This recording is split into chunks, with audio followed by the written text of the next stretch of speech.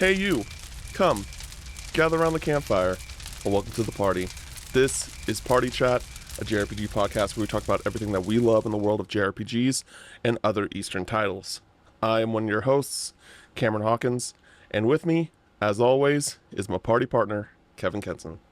Kevin, how are you feeling this week? Oh man, it is a week right now.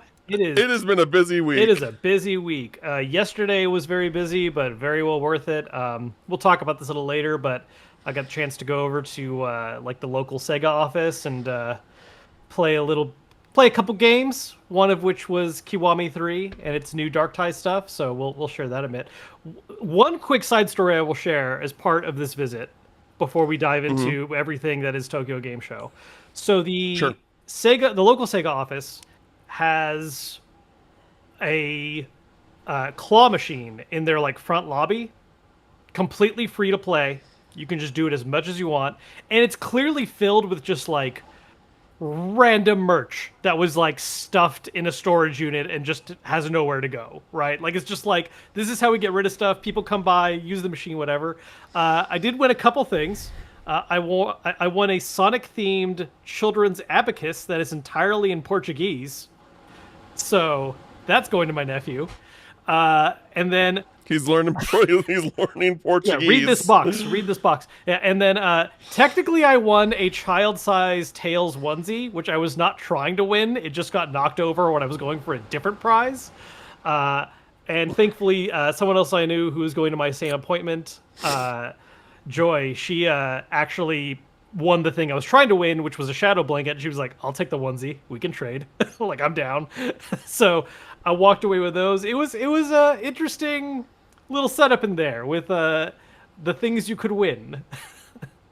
That's dope. And I know it's harder because I don't live in LA, but like I would really like to go to Square Enix's office one time. I would really love to go to Sega one time. But it always sounds like, fun little like adventures there. For sure. Yeah, this week has been so busy. I've been like working my contract job like over like double because I took like 4 or 5 days off for PAX, and then I went to a wedding. And so I'm very much like, I want to like it's not even like catch up. I just want to do more work, because of that. Cause I think my contract ends like in a month and a half or something at this point. And I'm like, I would like a contract extension, and I don't want them to think that I'm slacking. Sure. Cause I'm not they know, like I tell them like, hey, even though they say like, oh, you know, you can work your schedule however you want. Like, I still tell them like, hey, I'm going to be out of town for this. I'm not going to be working for this, like that type of deal. But still, it's just like it's a me thing. And so I've been working a lot. And last night, this episode, we're recording it the day that we're dropping it publicly because just a bunch of shit just kept on getting announced. It was just like, oh, like PlayStation State of Play that was rumored, it's happening on Wednesday. And then we're just like, okay, like let's record on Wednesday. And then I forgot what it was that came up, but it was basically like, oh, we can't record on Wednesday anymore, so I guess we're recording on Thursday morning. Yeah. And like literally at probably 1 a.m. last night, I was working and I see Xbox go live. And I'm like, why is Xbox going live? I'm like, oh, right, there's showcases tonight. Yep. Well, I'm up, so I guess I'm going to stay up and watch it. So I didn't go to sleep till like 4 a.m., completely slept through my alarm. So we were recording way later than we were originally planned to, which, again, apologies, like that's on me, dog. Kevin. So yeah, it's just been like an eventful week. Of This is probably a bigger news week for us, which makes sense. Yeah. Than EGF. SGF. Oh yeah. Yeah. You mean to And tell me there's so, Japanese RPGs and Japanese developed games being revealed at Tokyo Game Show? What? yeah, exactly. Madness. Exactly. So for this episode, we're not doing the topics of the show, but we have a good one for y'all next week. I was like really looking forward to talking about it, but just so much news came out over the last like 48 hours. We're just like, can't do it. Yep. Can't do it anymore. Yep. I want to talk about Trails. I've played Trails. I beat Trails, and I want to talk about it. But we're just gonna hold off for another week. So the only thing you're gonna hear from us talk about is whatever Kevin played at Sega. So Yeah. because it's relative to TGS. But yeah, so we're gonna get into the news for the week. But before we do that, we're gonna do some housekeeping. If you have been enjoying the show and you'd like to give us a support, subscribe to our YouTube channel, youtube.com/at partychatjrpgpod. We also have a Patreon where you can throw a couple of bucks our way. They give you some rewards like getting access to our exclusive Discord, getting the episode on normal weeks a day early, our Campfire Catalog podcast, which is our book club, which we're going to be recording our episode for Lunar 1 and 2 very soon. And then we got Legend of Dragoon still in the works because that game is long as hell. And we're almost going to have our announced game for quarter 4 being an indie title. So that's going to be fun. And then we also have Q&As where me and Kevin just basically like shoot the shit for a few hours and talk about random stuff, both in and out of gaming. We have a review up for Final Fantasy Tactics, the Evil East Chronicles. Kevin has played and beaten Final Fantasy Tactics, the Evil East Chronicles. And he talks about that for a good 25-30 minutes. And I have played a little over 15 hours of Atelier Resloriana, the Red Alchemist, and the White Guardian, which that review is also up on YouTube and podcast services. So if you want to check out those are available to you. Lastly, go to youtube.com/Kevin Kenson. Hit the subscribe button over there as we're trying to get him to 1 million subscribers before the end of 2026. Yeah, That number's coming eventually. We're trying though. We're trying. So I think despite all the TGS stuff, the biggest news stories of sorts for this week is the state of play. There's a state of play this week. And we got a bunch of different things. In most cases, like just moving forward, because we're gonna be covering a couple of showcases and a few other things. We're talking about 95% of it being like JRPGs, Japanese developed games, Japanese published games, games in Japan, that type of deal. So all that stuff for you. So first off, they showed gameplay for Saros, which is the next game from Housemarque, the team that did Returnal, which was my personal game of the year for 2021. So very much looking forward to Saros. If for those that don't know, it is a like third-person shooter roguelike, very sci-fi heavy. Rahul Kohli, the actor, is like playing the main character. And they announced a release date for March 20th of next year, which is sooner than I expected, just considering we haven't seen a lot about this game. Sure. It's just like, oh yeah, it's coming out in like 6 months. Yeah. Oh, okay, cool. I kind of like that though. I mean, well, like don't get me wrong. I'm always for games taking the time they need. But also, I think first-party PlayStation really needs to fill their calendar out. Like this year we got what? Yotei is in a couple days, and then Death Stranding, which they published but is not an in-house studio. And then what else was this year? No, PlayStation had a very weak year. Yeah. Not gonna, like whittle And like that down. both games, great by all accounts. Like Death Stranding 2, I know is like a game of the year contender for a lot of people. Yotei reviews literally dropped this morning, and they're glowing. Like awesome games. I'm not trying to discount that at all. Like PlayStation absolutely makes great stuff, but there is just this feeling a little bit of like, okay, like cool. When's the next thing though? Like what's our cadence? So having something coming out, first quarter of next year, I think is great news for kind of feeling like they're getting back on track. Yeah, I think that after watching this state of play, they've already shown that they're going to have a more significant year next year than this year. Like they've already shown like, yep, we're having a big year next year. Yeah. And so like, that's awesome. Um, Neo 3 is getting a release date for February 6th, 2026. Also kind of sooner than I expected, but Neo normally releases like in the like those first 2 months of the year, like I think Yeah, historically. I think it's So, usually a Q1 title. um, yeah. Crimson Desert got a new trailer and an updated release date for March 19th, 2026.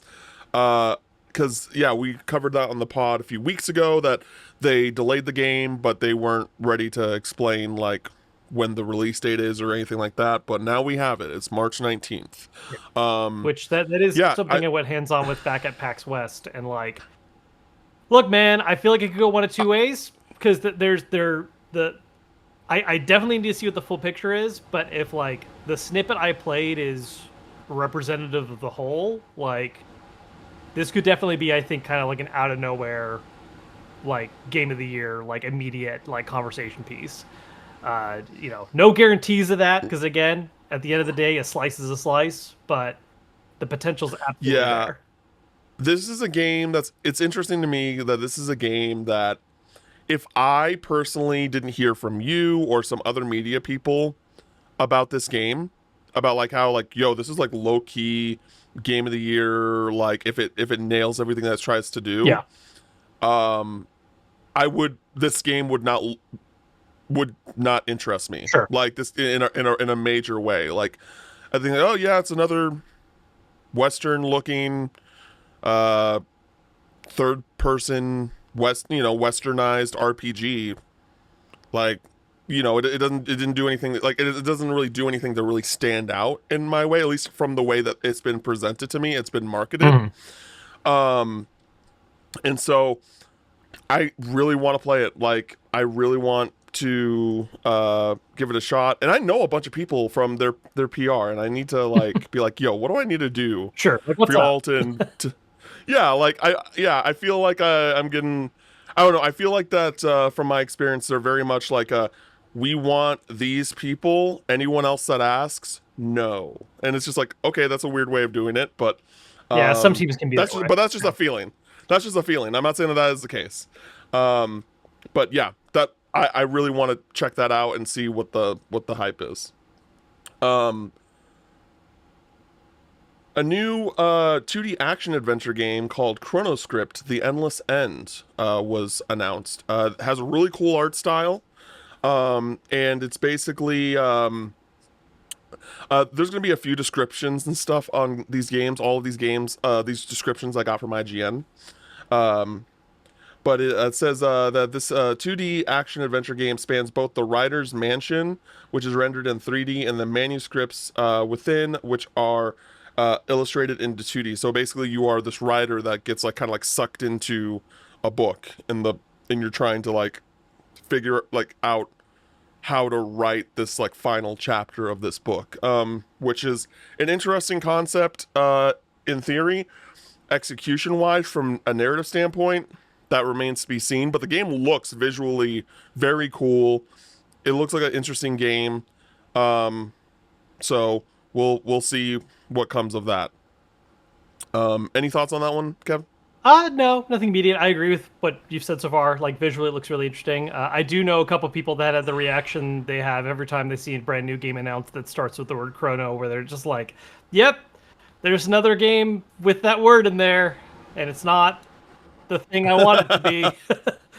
But yeah, it does look, it looks very interesting. It's one of those things where I feel like I need to see kind of more of the actual meat, but I think the initial presentation of it looks pretty cool. Mm-hmm. Sweet. Um, Code Vein 2 got a new trailer, and it's coming out January 30th.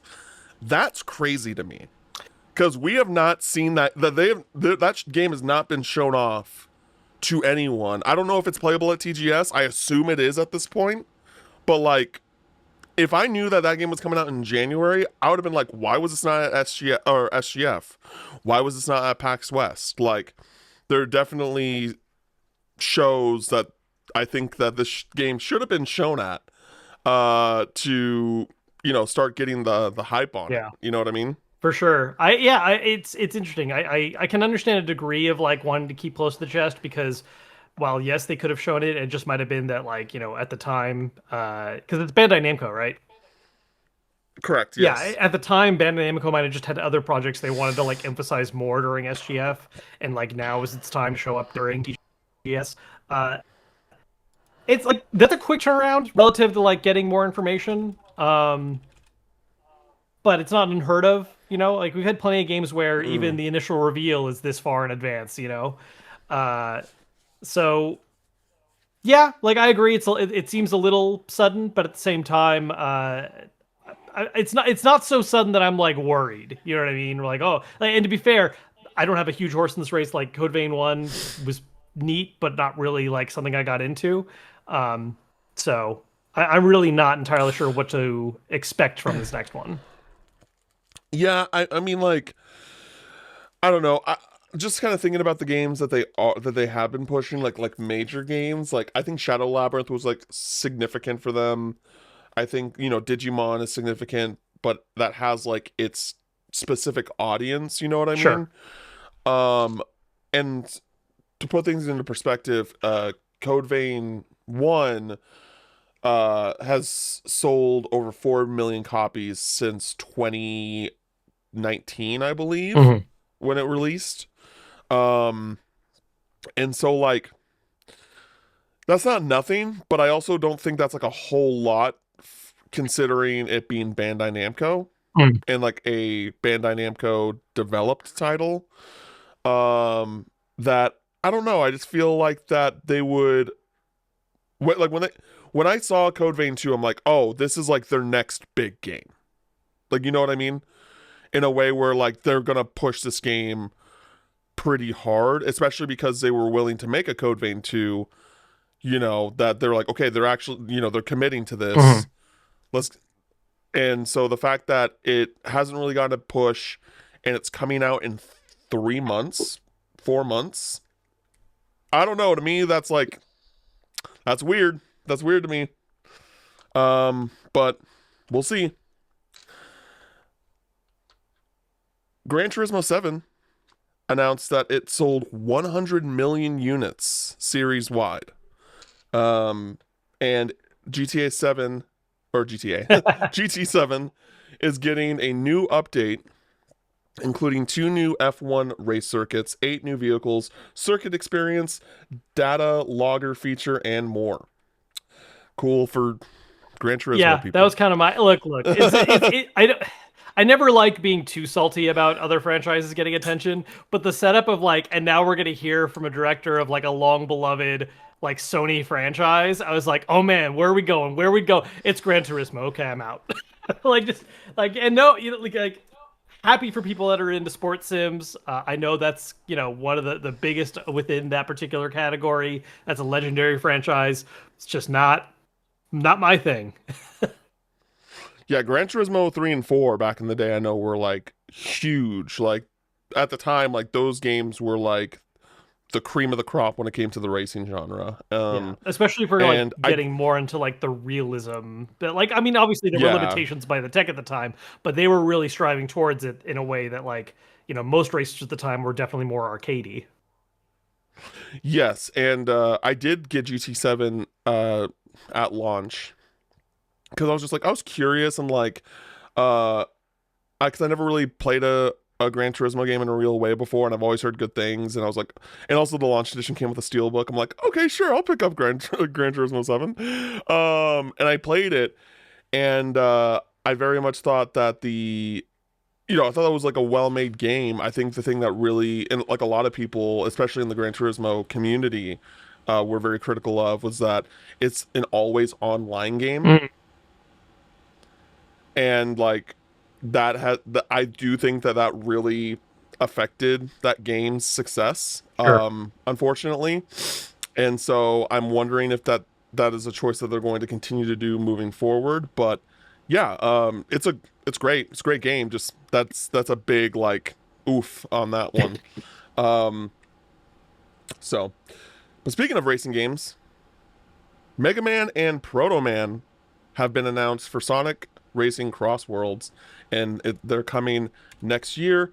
And alongside them is going to be a map based off of Dr. Wily's castle from Mega Man 2. Hell yeah. Kevin, you got to check this out a bit at the Sega office. Talk to me about it. Well, I didn't get to check out Mega Man specifically. That is, Oh, yeah. No, I wish I could play as Mega Man. No, I did get a advanced build of the game featuring stuff that's not in the now publicly available version.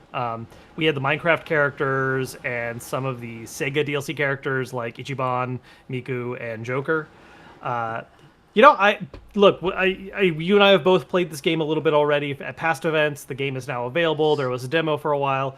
I think it's fun. I think it's an interesting, like, I think there's a surface level like, oh, but Mario Kart, but like, this is on multiple platforms, and it is actually a distinctly different game in some interesting ways. The one thing I will say that stands out to me a little bit, and I knew this before, but it's like seeing it firsthand does impact things a bit. The DLC characters don't have voicing, like even the ones that are Sega owned.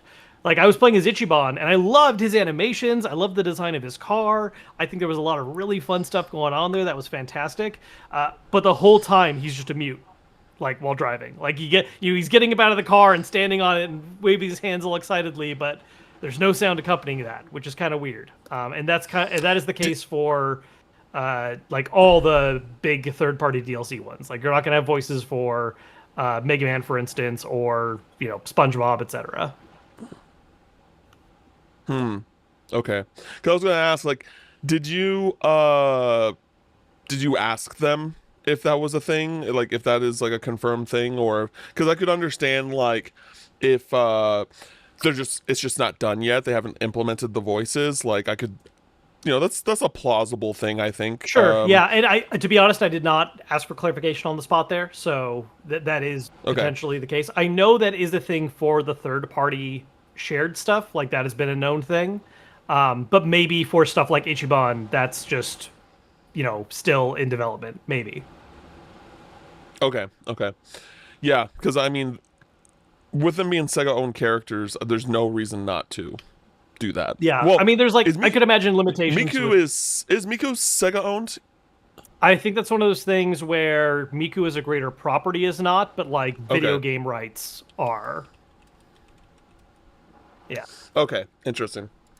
Um, yeah. Miku is not owned by Yeah, Sega. the Vocaloid is its own Um, thing, but Miku games are a Sega thing. Yeah. okay, yeah. Let It Die Inferno was announced for PS5 and it's coming out December 3rd.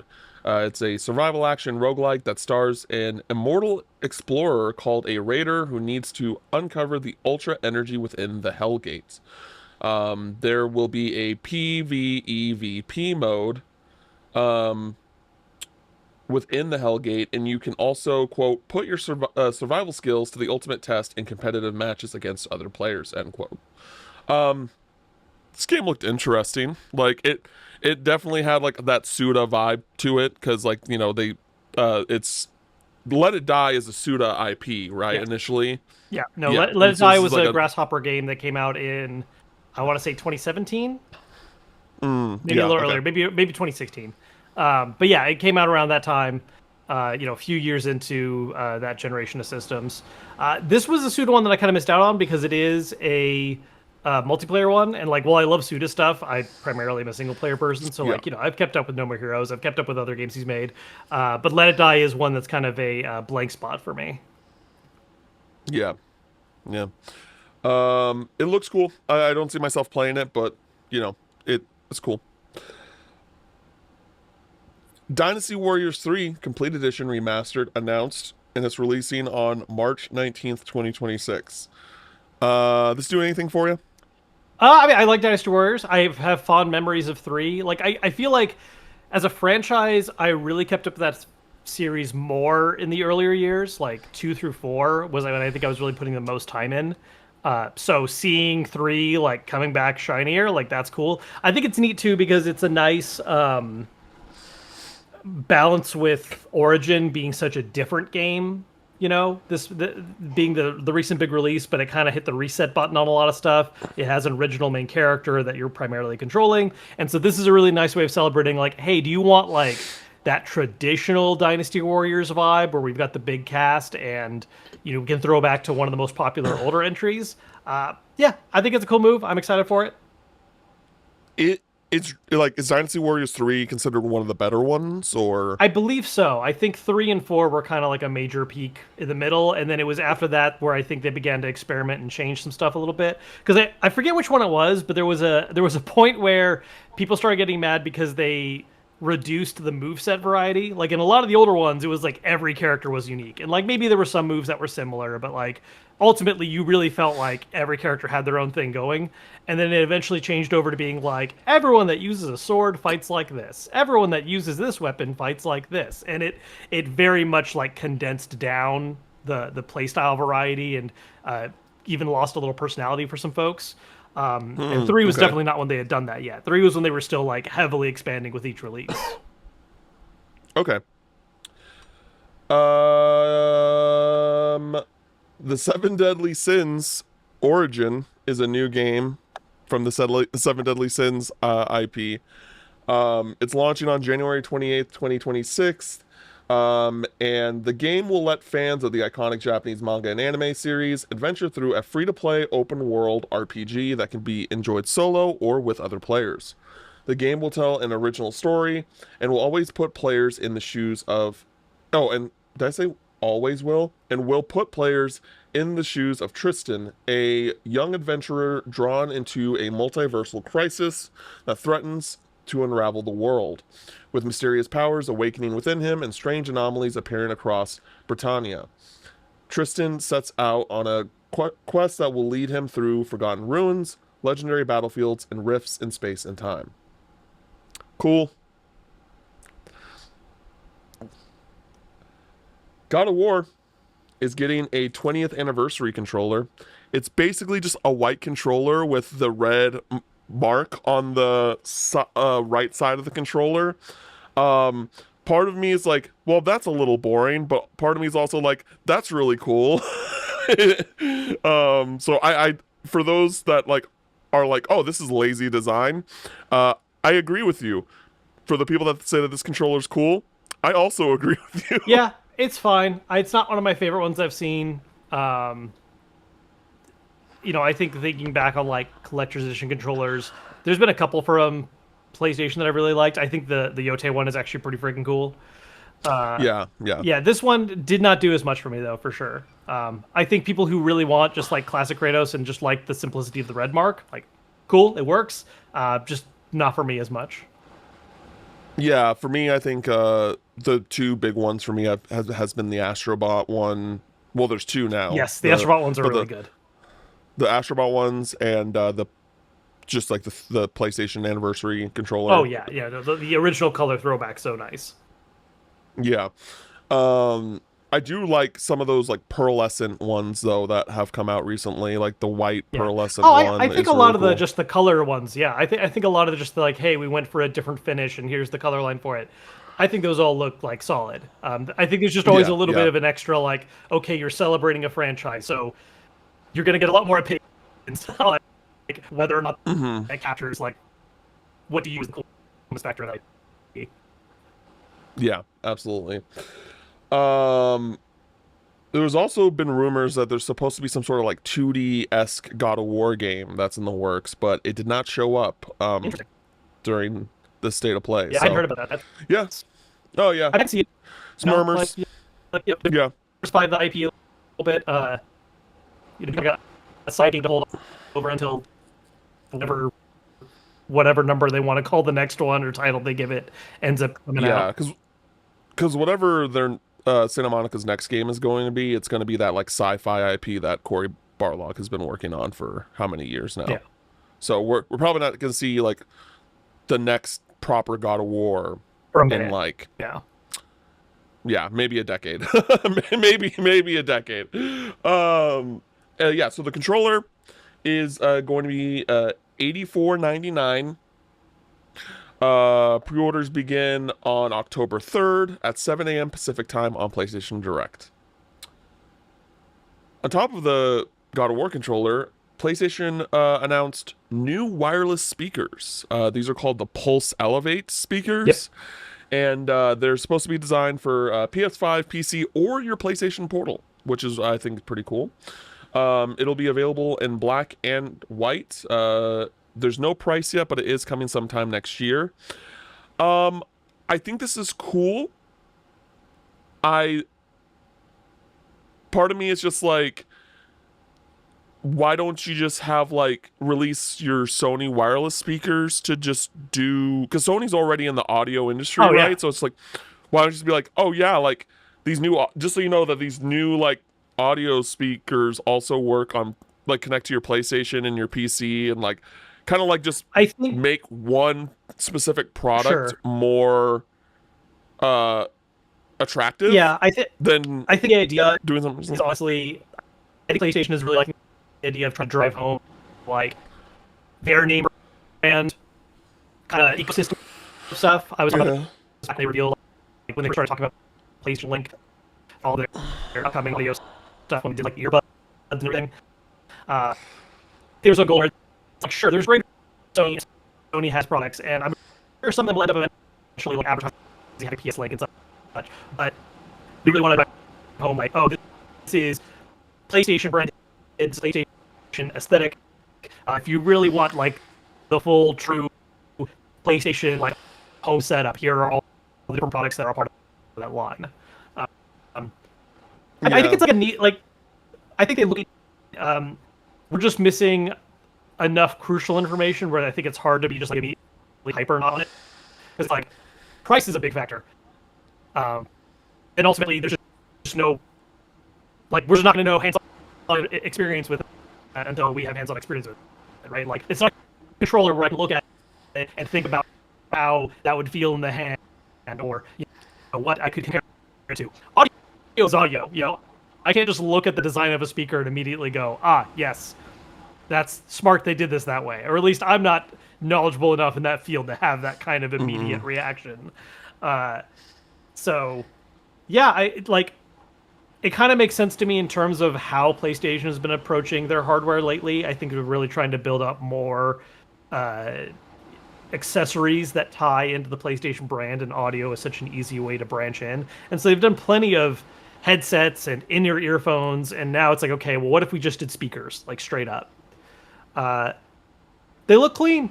I can't say much else until we actually know what they cost and how well they actually work.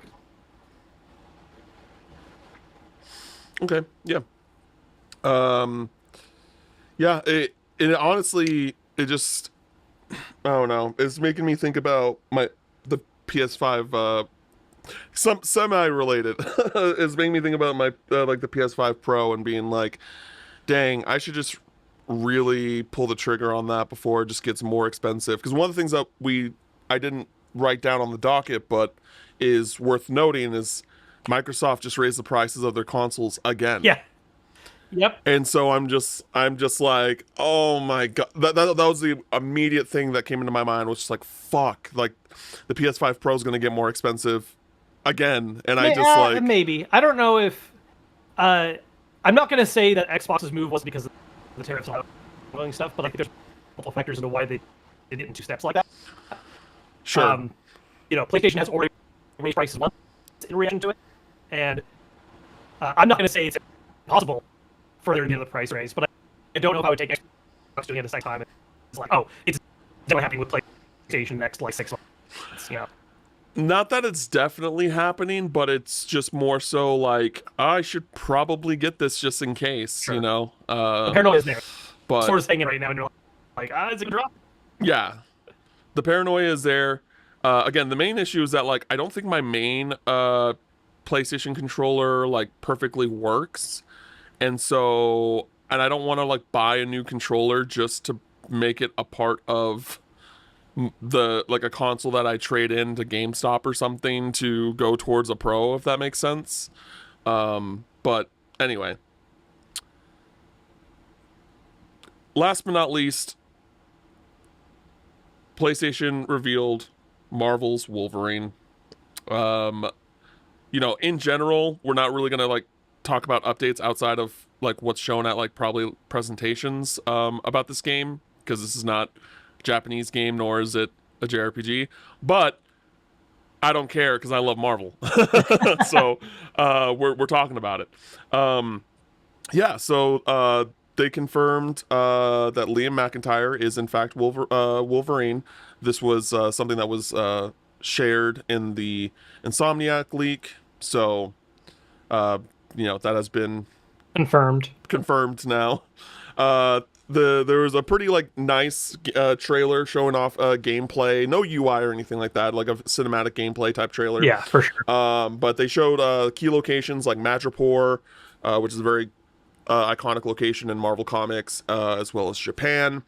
Um, they confirmed that Mystique and Omega Red are going to be like key characters in the story, as well as we see a Sentinel in the story. And it is coming out sometime in fall of 2026. Yeah. It's also bloody as all hell. As it should Yeah, be. no, like it makes sense for Wolverine. I think it's just very funny to go from like, okay, like Insomniac's been doing Spider-Man, and this is the visual vibe and tone, and they go to Wolverine. It's like, hey, this is just how claws work, man. We're not like we can't sanitize. Like Spider-Man punches guys and hits them with a web. Very easy to make that family friendly. Yeah. Not so with Wolverine, and they like hard leaned into it. Like they did not pull punches. I think on that trailer. It's brutal, but looks pretty good. Looking good. Looks really good. Looks really good. I do love the reveal too, because like how they reveal Logan is literally just like the claw going through some guy and just tears him apart. Just blood all over his face. Like, oh, so good. So good. And yeah, that was the PlayStation State of Play. It was solid overall. Like it wasn't, it was about how I normally feel with State of Plays. Yeah, Whereas like, yeah, I it's don't know fine. what this was kind of part of our topic for what was going to be this week. It is now next week. Like I don't always know what the answer is for these, because I think it's a combination of like, yes, it's the content that's there, but it's also like how you present it, how you pace it. I think the trailer construction of those individual like reveals as well. I just feel like State of Play never has had quite the juice that it could, and I don't know what the answer is, like at this rate, other than like whatever, have a nonstop banger lineup. But I don't think that's the only issue going on here. Yeah, so from my like from my experience working for an indie dev for a short time, like I my thought process is, or my kind of theory I guess, is that like once you make that connection to like Nintendo, for example, Oh sure, you're you're gonna want to try and get your game on a Nintendo Direct, right? And in some instances, like that doesn't work out. Some instances, oh, Kevin's perking up. we have breaking news. Okay. Bowser's retiring. Oh shit! Yeah. What? Yeah, Bowser's retiring. Apparently, I'm not familiar with this particular person, but Devin Pritchard has been named his successor. That's going to need some more in-depth reading for us to, I think, talk about this in a interesting way. But yeah, Okay. that's we're getting a change up for Nintendo America. So Wow. interesting. Yeah, Short run. that literally just broke like 2 minutes ago. Wow.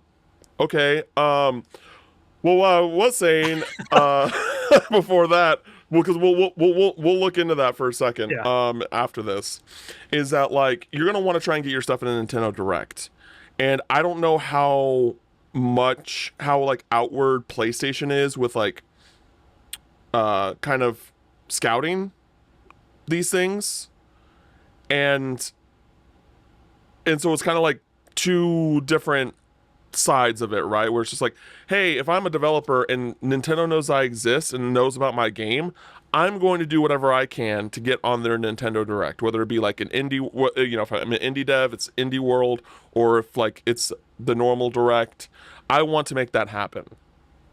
But because Nintendo Direct, it's just significantly more popular than a state of play. It just is, Yeah. you know. And but if I also don't know how much PlayStation tries to look for those things to be like, oh, we need this on our state of play. We want this on our Yeah, maybe how not much state they're of play. courting additional, yeah. Exactly. So it's one of those things where, and it seems like, at least from my experience, that like a lot of what PlayStation does get that get like those kind of like significant packages are from Japanese devs, which makes sense. They're a Japanese Yeah. company, but it's also just like from the Western perspective, it's just like, hey, how do we get under PlayStation's radar, you know? Uh, and so I'm not sure. I'm not sure like exactly what the correct answer is as to how PlayStation just gets more significant stuff on their on their state of plays, but also and just on top of it, just directs are normally longer and there's more things that are Yeah. announced, so it gives the opportunity for uh, us as consumers to find more things that we Yeah. like. So it's I, I just think an it. I think an element of it too is the fact that with Nintendo, you're more likely to see things that are exclusive, even if it's not first party, right? Like, not that like third parties in general are trying to move away from exclusives as much as they can, but if there's one platform now where you feel a little bit more like it might happen, it's Nintendo, just because the Switch is a different kind of device and it has that handheld factor, and that might be what some devs aim for like some lower demanding games or something a little interesting and weirder. And in general, first party wise, Nintendo just has, we were talking about this earlier. Nintendo just has more going on. They have a lot of smaller Yeah. scale, focused projects that they are consistently releasing. You know, we have like 7 different first party games coming out in the first year of the Switch 2, right? And it's only been out since Yeah. June. Meanwhile, as we said, PlayStation has 2 big releases that happened this year. One of which is probably in the grand scheme a timed exclusive. Um, and so I think there's a little more going on too, where like, you know, Nintendo can more consistently have stuff where it's like, hey, you're a Nintendo fan, you're looking for stuff that is exciting about Nintendo specifically, here's more stuff going on. And PlayStation, you know, at the end of the day, I don't care about console war shit, but I know there are people who get uppity about that kind of stuff. And I commented to someone about this earlier, how I love how the kind of, it's not entirely petty. It's also just like smart marketing, but it's become a joke now where basically every time a state of play airs, Xbox very quickly puts up a social post that's like, oh, by the way, all those games that were announced, these are the ones that are coming to Xbox as Yes. well. And it's pretty much everything that isn't first party. Yeah. And so, you know, I think there's that element too where, you know, it's super cool that I think part of why this one kind of worked a little better is because they opened and closed with PlayStation first party. Saros is looking cool. Yote's just around the corner, so that's like already out of the way. And then we finally got that reveal of Wolverine, which gave a little bit more juice. So like those were really, I think, some of the stronger aspects. And then the middle was like there was cool Yeah. stuff in there, but I think it just doesn't have quite the same impact, like when you see similar things at directs or other presentations. I agree with you because I do think that a lot of the third party announcements, at least for our audience, like for us, like JRPGs and like that type of thing, like normally those announcements are announced on a Nintendo Direct. Nowadays, yeah. And yeah, like us getting tactics at a state of play, I was like, huh, that's kind of weird. Like I was like that's definitely something I thought would be revealed at a direct. So I'm very curious, like, hey, what was that conversation like? Was that Yeah. PlayStation was like, yo, we want to give you this money because that, or because of the history of it being a PlayStation Sure. game, like, Yeah, and that was, and Square was like, hey, this feels like the right place to do it. yeah. Who knows? And that was even something that happened with this recent one where before the state of play went up, you know, I mean, there's always going to be unreasonable hopes and dreams and rumors, but like there were definitely a lot of people hoping for like one more Square piece of news, even though they had so much at the last direct. And it's like, oh, like, you know, maybe we get like, I don't know, Xenogears remaster, or maybe they talk about like this game again, or like, you know, maybe we get there. And Square was there to do one final push for Final Fantasy Tactics, which is out in 5 days. You know, so that, yeah. I think that was part of what dragged a little bit here too. Is like, as you said, like, you know, we're looking for JRPG news, and that wasn't really quite at this one. Yeah, yeah. Got Gran Turismo though. I did. Gran Turismo. I did look into. First off, I don't know if I used any gendered pronouns earlier, but if I did, I want to apologize because I definitely accidentally saw the name Devin and thought male. Devin Pritchard is a woman. She has been the executive vice Wow. president of That's sales, awesome. marketing, communications. I'm not seeing a ton of in-depth information on like involvement in projects, although she has been credited special thanks in a couple different titles, including Metroid Prime Remastered, Punch Out, and Disney Illusion Island. Yeah, she's been with the company a good while now. She started with Nintendo in 2006. She's been in that current role since 21. So yeah, I don't have a ton of info. I'm sure there's more we could dig up, but just at least in terms of an immediate like, hey, this is the new COO for Nintendo of America. Gonna be interesting. Wow, awesome. Well, congrats to her. That's awesome. Cool. Kevin, there was an RGG Direct Yeah, there was that RG happened over Summit the and past week. RGG Direct, which are kind of the same thing, but not. It's very strict. I don't know what they're doing with that presentation approach. Um, so we had RG Summit followed by Direct. The difference between these is that the Summit is like a kind of a live style show, and one of the things that's a little fun about it is that they'll bring guests on where it's like, oh, here's all the voice actors that are going to be part of these upcoming projects, and they'll do like little, they'll have small conversations, do a little back and forth. It's done very awkwardly though. There's not really a better way to put this. The production's always a bit odd. The translators are always struggling to keep up. The mics were super hot on this one for the translators. Yeah, there's just always like there has to be a better way to do this. Like I love RGG, but like the summits have always been kind of weird. And what highlights it even more is so they do the summit, and then they immediately follow with the direct. And the direct is here's the same announcements, but it's all pre-recorded. We're doing developer interviews that are pre-recorded. It's a whole like tighter assembled thing. And it's like, oh, this is immediately the better version of what you just did. Outside of not having the voice actors show up. Like the voice actors being there is like a really neat bonus thing. But it just every time Summit does this like live style experience, I'm like, why? Why are we doing this? But yeah, so we had that presentation, and the big reveal that was partially leaked is that we are in fact getting Yakuza Kiwami 3 as the next big release. It's coming out next year, February 12th. The pleasant surprise, though, that was not leaked is that not only are we getting this remake of 3, but we're also getting a 3 Gaiden called Dark Ties that is included in the same package. So this is not a separate release that you're paying $40-50 for. This is a part of Kiwami 3 where you buy the game, you up, and play Kiwami 3, and their own individual games on the same purpose. That's an idea to actually go hands-on with this game. I was obviously I mentioned the start of the podcast, and initially when buying it, it's going to be available.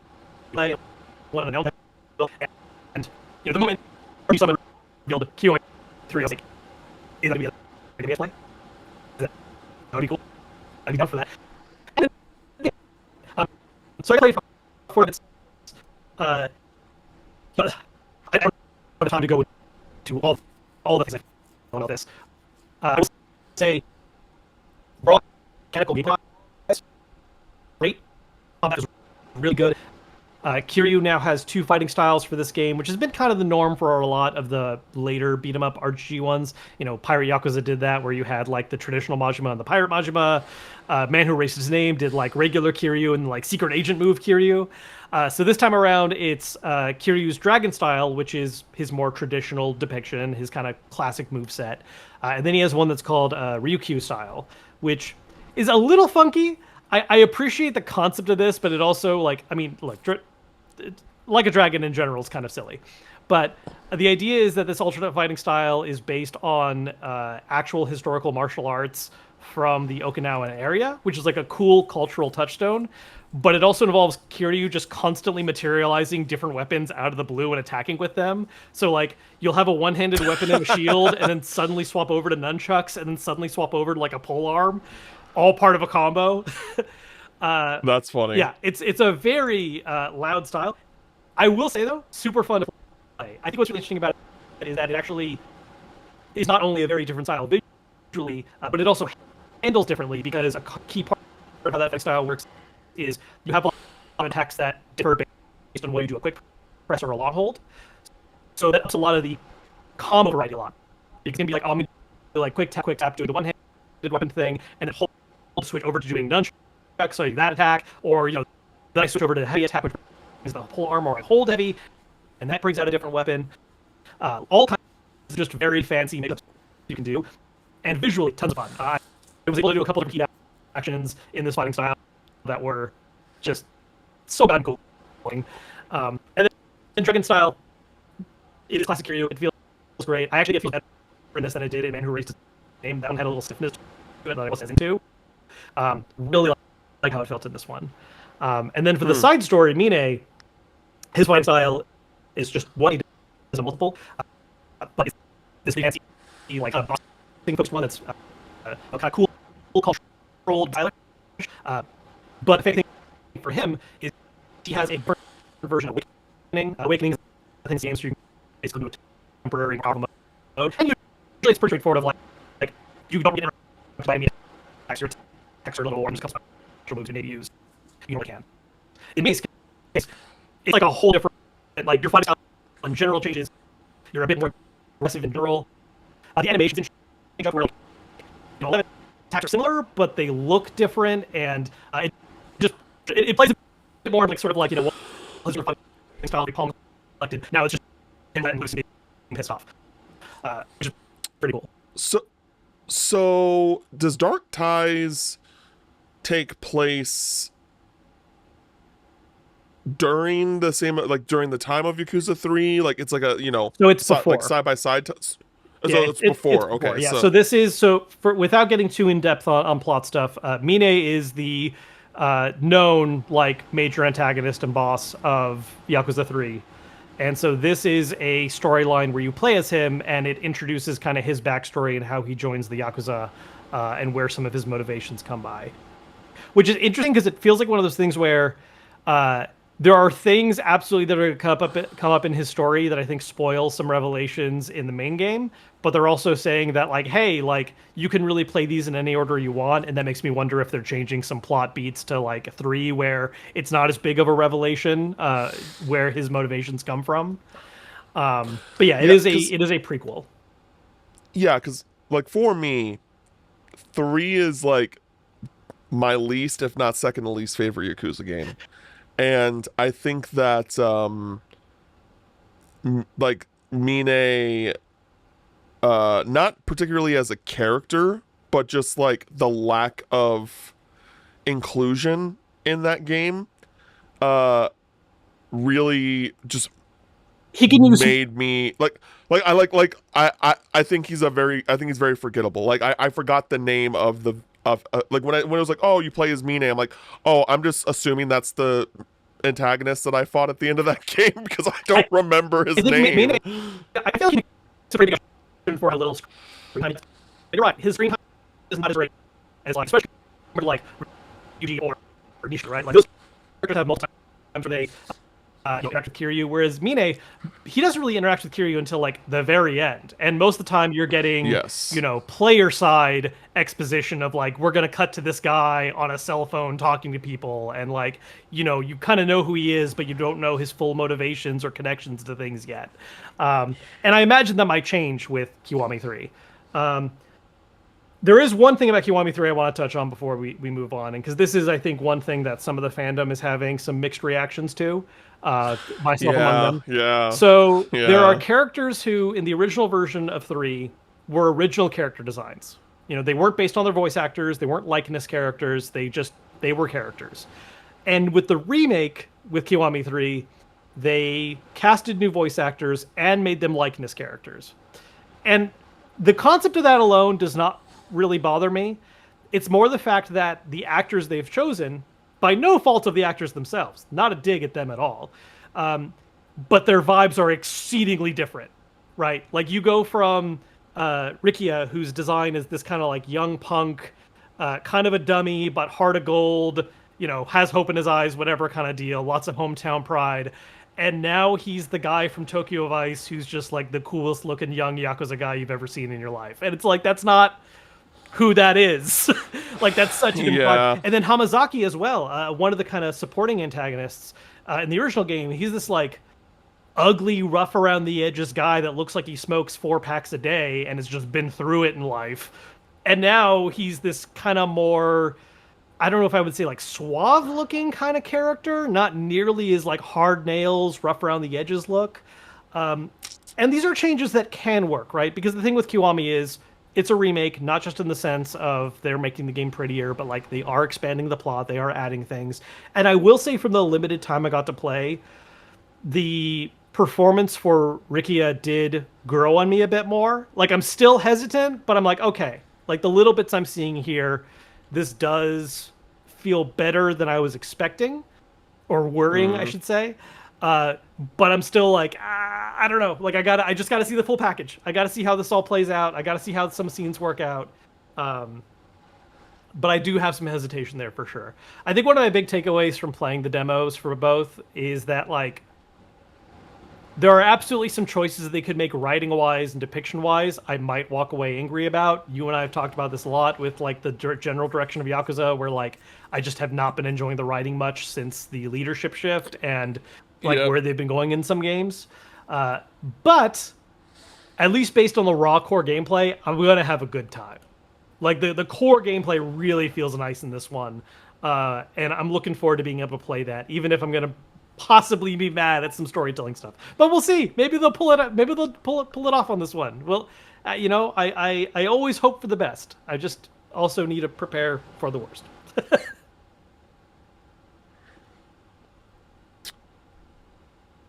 Cool.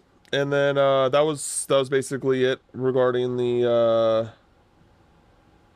I mean, so okay, yes. The core of this was the summit and the direct. That was the main thing that came up. They did a very quick BTS style video showing off some things for Stranger Than Heaven, but it wasn't really any like new info. It was just kind of like a hype reel of like, oh, here's people working on the game, and we're playing this Lin track in the background while it's going on. Like that's cool. And then they did have a non-game announcement.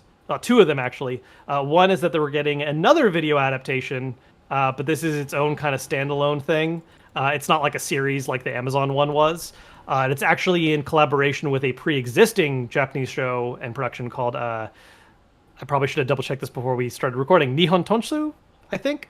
And what's really interesting about this is that a lot of the actors in that show have been in Yakuza games, particularly Man Who Erased His Name. And we're seeing those actors now recasted as like classic Yakuza characters. So like the actor that was used as the likeness for Shishido in Man Who Erased His Name is now playing Kiryu, which is very funny because like Shishido was the villain of that game and there's a lot of back and forth between him and Kiryu in it.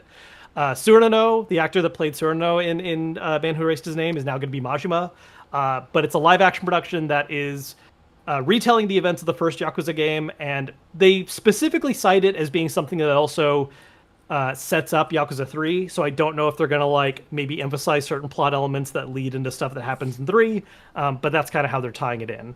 And then the other thing they announced very briefly is they're doing a special event in Japan where you can basically get fake married to your favorite character. So, that's neat. Sure. Christine's already trying to make plans. That's funny. You're cool with being in a well, or like she's gonna be in a what was the word I'm looking for? Not Like, polyamorous. Like multiple husbands, Yeah. multiple husband relationship. Yeah, sure. I mean, he's fictional, whatever. Yeah. Yeah.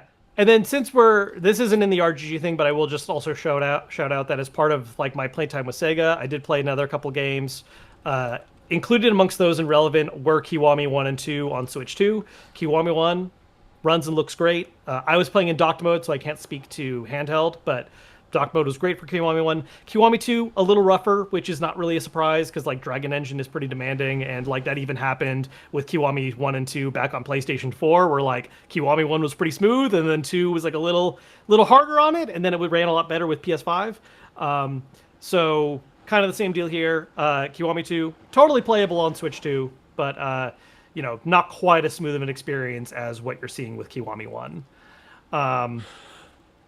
We already talked about Sega Crossworlds for a bit. I also got to play a bit of Virtua Fighter 5, the new update for World Tour.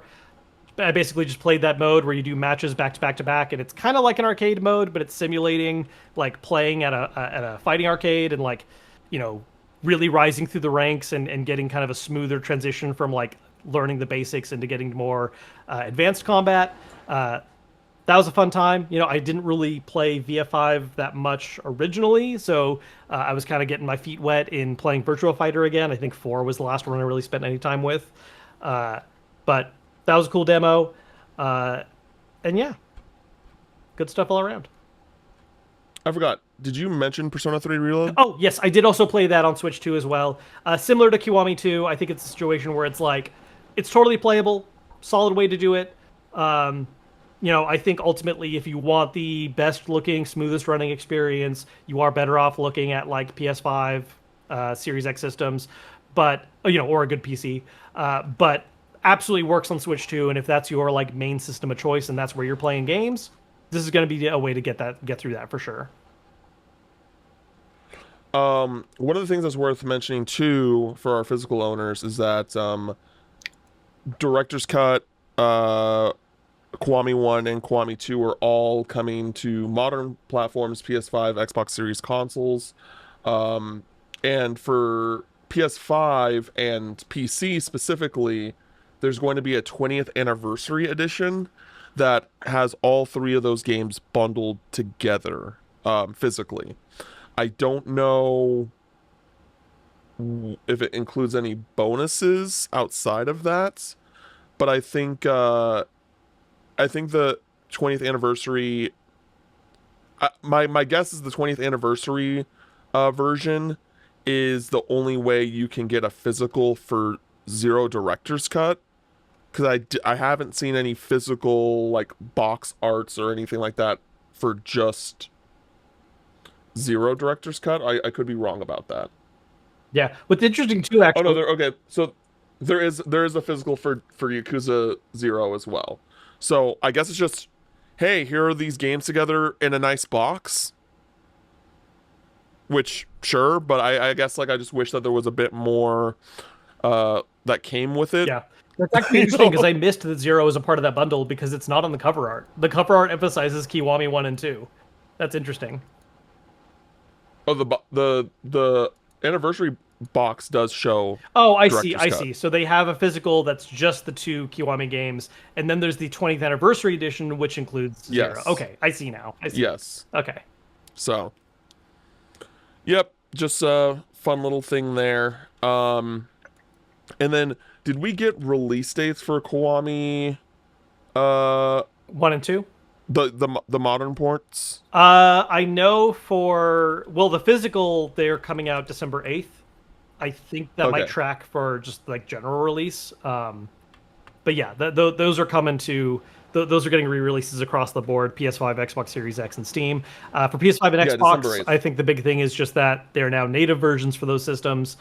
Steam, funny because these games are already on Steam. I think the biggest thing is just that it's getting updated language support because I know there was more languages added to these like later releases. Yeah, so just to be clear, so the Nintendo Switch 2 versions specifically of Kiwami 1 and 2 released November 13th. Yes. The Kiwami 1 and 2 for PS5, Xbox Series consoles, and Steam, December 8th. And then it doesn't look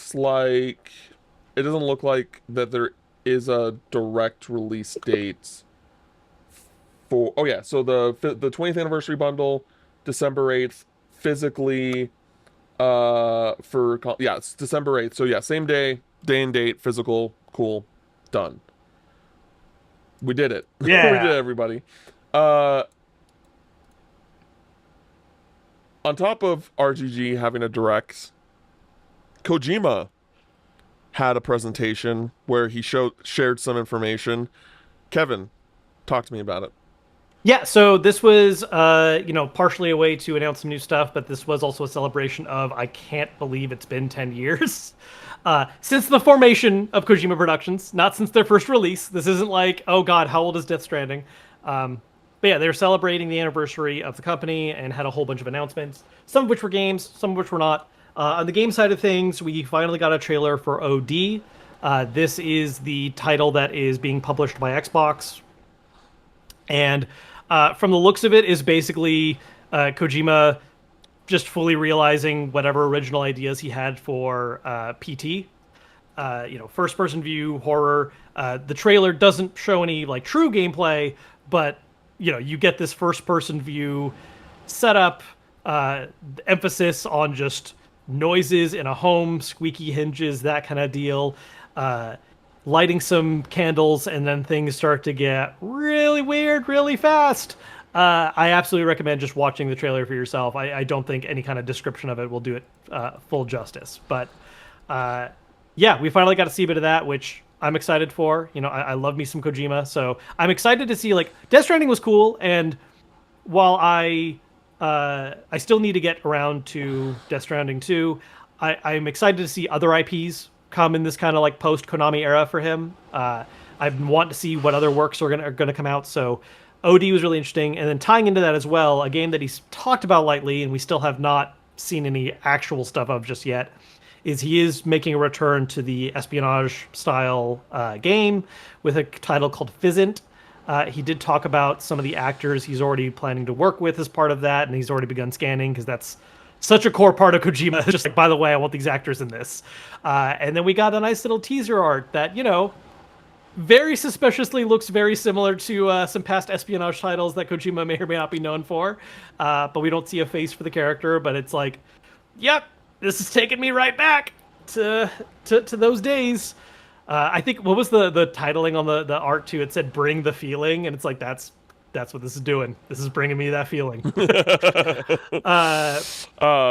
It's funny too. While we're on Fizzant, that a lot of people think that the main character is Robert Pattinson. I've seen a lot of that assumption right now too. Yes. Because Kojima met him, and the silhouette looks kind of like him. It's not off. It certainly could work, and I mean that's and Robert Pattinson is a gamer. Yeah, like he's talked about Final Fantasy VII before, well, and like the type of people that Kojima likes to work with and cast, 100% Pattinson fits that bill to a perfect T. So like, absolutely, yeah, absolutely. that just makes all the sense. Would not say hard confirm, but yeah, it's like, it's not that it's not warranted because Kojima's Kojima. But it's like, it's just so funny how he's basically just like a huge entertainment nerd that just happens to also be really good at making video games. Yep. And so he's been able to just be like, like he's cheesing in every photo that he's with someone that's like in a movie. No, it's like, he's really living the life. That's what I'm trying to say. It's like, yeah. I think he's really enjoying the newfound freedom. I mean, not newfound, it's been a decade now, but like, working under Konami, I think he always had those kind of inclinations, but there were limitations before on like what actors they could work with and doing stuff. And it was even a whole headache, doing the swap over to Kiefer Sutherland in Phantom Pain. And like, I think that kind of led to some of the issues of what led to him leaving Konami. And then since... What? Oh, sorry. Finish your thing.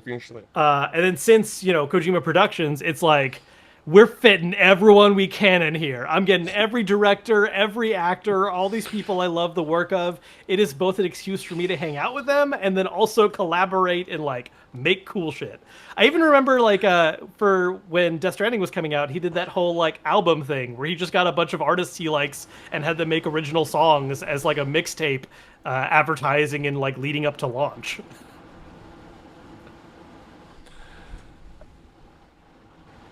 Do you think that when they get, do you think that when Kojima scans someone, that there's like a deal made, or that they just are just like, yeah, scan me and then I use my likeness, and that's. no idea. I'm sure. I mean, like, I know, but like if you had to take an educated guess, I, like do you I, think that I like feel like there's no way. I'm sure the ask is probably a bit casual, but like, especially with the kind of people he's working with, I find it very hard to believe there wouldn't be an agent or someone in the mix who's like, hold on. Like, wait a second. like in the sense of like, so like for the people that are playing themselves, Mhm. then yes, like of course they're getting paid because they're acting, things like that. Yeah. But someone that's just like using their like did George Miller get paid? I don't know. And Yeah, it probably varies by and specific relationship, specific person, and I mean, there's and absolutely see got to for be me, there's got to be I paperwork don't. involved on like limitations. Like, there's got to be like you can't just give someone your likeness and then give them a Oh, complete paperwork on career. Yeah, limitations, sure. I'm talking about money. I'm sure. talking about like It money, probably varies. and that's where I'm. Yeah, Yeah, and I just like that's why I'm just like, I feel like Guillermo del Toro, like he doesn't care about money. He probably just like, yeah, just yeah. like It's probably just just a scan me it's a and per relationship thing. Absolutely, I'm sure. Like, there's probably some people who are just like, yeah, to hell with it, let's do it. And there's other people who are like, I gotta go where to like sign up and do like scan and like how long am I gonna be there? Can we like? I'm sure they cover the cost of at least getting them there. Uh, but yeah, I don't know. That's I do not know the inner workings of what that budget is. mm-hmm. Yeah, well, Yep. it's something I've always been curious Yeah. about. Like that's something that like I would, if I was like interviewing Kojima, I would ask him like, so what are these Yeah. when you scan these people? What does this What's that deals conversation? look Yeah. like? Yeah, what's that conversation? Uh, and then real quick shout out Cool. to so that was the game news. But there was some other quick things like there's now going to be a Kojima credit card. Cool. Sure. And a Kojima Productions branded sake. That look, depending on pricing and availability, maybe I'll end up being the owner of. But that's a future issue.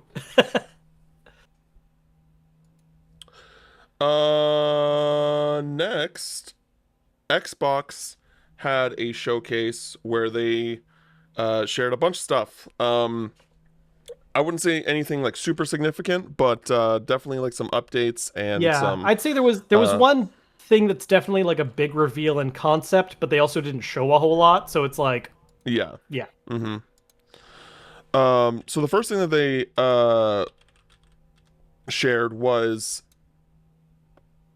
not the first thing, but the first thing I'm going to talk about is Ninja Gaiden 4. So they shared that you can add you have the ability to change difficulties on the fly. There is once you beat the game, there's going to be a Master Ninja mode where late game enemies will appear in earlier chapters, an enhanced AI, a greater number of enemies at once, and more. And then there's also going to be a Death Wish mode where, quote, growth elements are reset and difficulty can be escalated towards an even harsher extreme. So that's cool. And just a reminder that comes out next month and is day one on Xbox Game Pass. Monster Hunter Stories 3 got a new trailer, and which really was just more set up to reveal that Monster Hunter Stories 1 and 2 are releasing on Xbox in November, which is cool. Microsoft Flight Sim is getting a major Japan update, adding more detail to key locations like Mount Fuji, Hiroshima's Peace Memorial Park, Naruto's Utsuka Museum of Art, the port of Kobe, Osaka Castle, Kyoto, Kodaji Temple, and more. In total, there are 23 areas of interest and 67 points of interest to explore. 5 new airports, more immersive missions, and the entire update is free. The one big announcement that they had here was Gungrave Gore Blood Heat. This is a remake of the 2022 Gungrave Gore. It's going to have, quote, newly added systems to preserve the legacy while delivering a modern and more explosive feel, end quote. These updates will be felt in level design, motion, visuals, player interactions, combat system, and more. Again, similar to the state of play, all this information I got from IGN. Fatal Frame 2 Crimson Butterfly got a director interview, just kind of like explaining the process of the game and stuff like that. So if you're a Fatal Frame sicko, want to check that out. Hotel Barcelona a game that that's concept was made by Suda51, is out now. It's a 2D action platformer with multiplayer elements. It's a three-player co-op and a with a PvP invasion system where, quote, invaders step into someone else's run and become adversarial. And become adversarial doppelgangers locked in mortal combat until one player falls, with rewards given to the victor. It's an interesting concept. Mhm. It looks fun. It looked fun. Yeah, it was a very There's interesting like a whole like segment. presentation. Yeah, Yeah. Um. with a great cameo at the very end. Yes. Yes. Suda51 just came in and just be like, pre-order Romeo is a dead man. Which apparently, because they did list him as being credited as like the original idea for this game, even though he's not like the actual active dev who was, the main person we saw playing initially. But very funny, just like quick Suda like, ha, pre-order my game also. Don't forget about that later. Like, Yeah. Yeah, it was funny. Double Dragon Revive is releasing October 23rd, and they shared that there's going to be an extra mode that has 50 missions and character-specific missions that expand the story after the story mode has ended. We got gameplay for a game called Anemo, which seems to be like a creature-catching type game. So if that interests you, that is available. Mistfall Hunter is getting a second map. Mistfall Hunter is a third-person action PvPvE extraction RPG, so something probably a lot like, just based off my mind, just like along the lines of like The Division. Rhythm Doctor got a trailer. Rhythm Doctor is a rhythm game where you heal patients by defibrillating them in time to their heartbeats. It's an interesting concept. Trailer was cool. It was a cool trailer. It was all like there were no cuts in that trailer, and it was all done in game. So very cool. Yep. Remains of Saga 2 remake is now out on Xbox. Star Sand Island, which is a farming sim, got a trailer. Terminal Brigade is out now on PC Game Pass, coming to consoles next month. It is an action roguelike co-op hero shooter, and it's getting a EVA collab in the future, Evangelion specifically. And then they ended the showcase sharing that Forza Horizon 6 will be set in Japan. It took me a minute to realize like what was going on. I was like, oh shit, they're showing the license plates of all the different countries from the different games. That's cool. Yeah. And then I was like, they must be it must be Japan next. Yeah, no, it was. I wonder if the timing just didn't allow to have like a better slice to show, because I even remember I was at back in 2019. They revealed Forza Horizon 4 in the UK. Like I was at that event, and I had actually been flown out as a guest to check it out in person.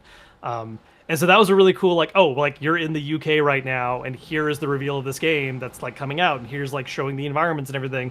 And so, it's cool that they announced that and confirmed that Japan's the next location, but I do wish that they could have like shown a little bit more, because that was definitely like the biggest announcement out of everything, especially as far as like for first party Xbox. And like I like Horizon a lot. I don't even really like racing sims, and Horizon's like the one that actually does make my brain a little happy. So I'm excited to see more of that one.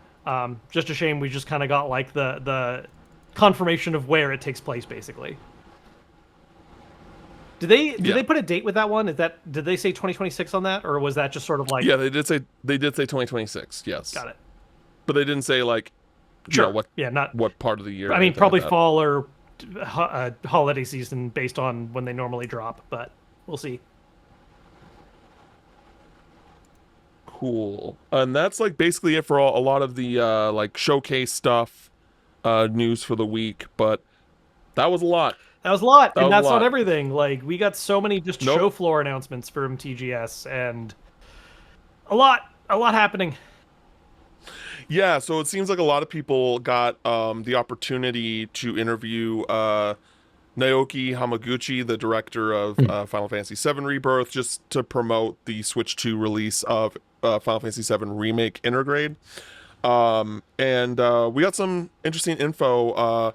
where he basically speaks about the criticism of game key cards for the Nintendo Switch 2. Yeah.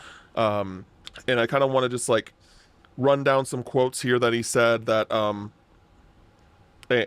to be clear, this was reported by a German website.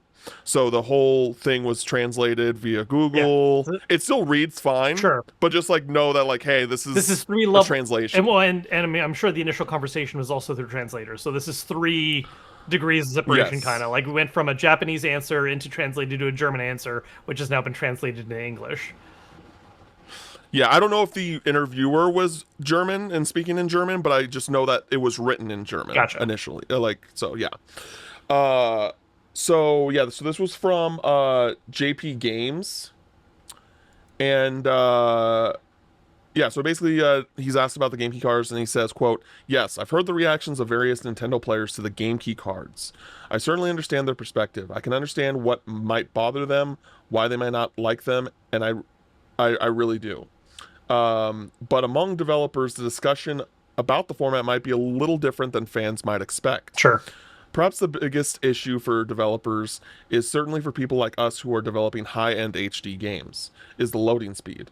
Because if you compare that to an SSD drive and the speed you get from that when loading, it's inferior. This is just my personal opinion, but I would like it if Nintendo fans understood the key cards and perhaps accepted them as part of the gaming culture on the Switch, because they offer more possibilities. It's an option that not everyone needs to use, but it's another way to make the games available to fans. And I think we could miss opportunities if we didn't have that option, because there might be people who wouldn't be able to play that game otherwise. I really understand why people are negative about it, and there are good reasons and arguments for it. But if people are more accepting of it, I think there are also advantages. And from a developer's perspective, it allows us to do things we might not do otherwise. End quote. Um, yeah, and like I think like their perspective specifically, that makes sense. I think because like for example, Final Fantasy Intergrade is a game key card, and it probably would be a game key card otherwise, even Game's like big enough, regardless. yeah. But the game is like 90 something, 80 something gigabytes. 93, So I even think, if so even if they wanted it to not be a game key card, literally would not yeah. fit. Not So like that's an example for me where yeah, I'm gonna buy the game key card for Intergrade yeah. because It's it's not the issue isn't like they're choosing not to. It's literally they cannot. yeah. And so I think that's a different scenario than like knowing that the game is under 64 gigabytes and y'all are just deciding not to put it on a card. Yeah. What I think this does highlight also, though, is you have to wonder if maybe the base presumption of how the system works and what it uses for reading game data perhaps just isn't it anymore. I can understand not wanting to use discs in a handheld, right? Like that's a mess. But even with discs aren't being actively read anymore when they run games. They are an installation source and a license check. And so part of me has to wonder, like, what would have been the cost and, kind of development roadmap for Switch 2 if they had switched over to still using carts as the delivery method, but instead of them being these them being read directly from the card at all times, they act as an initial installation, and you still rely on the SSD for the actual moment-to-moment running of the game, which would also require the system to ship with a significantly larger internal storage, because like the 256 would not cut it. But hearing in the context too of like read speeds being the issue, it's like, well then the way that Switch still relies on cart reading kind of sets it up for failure in the first place then.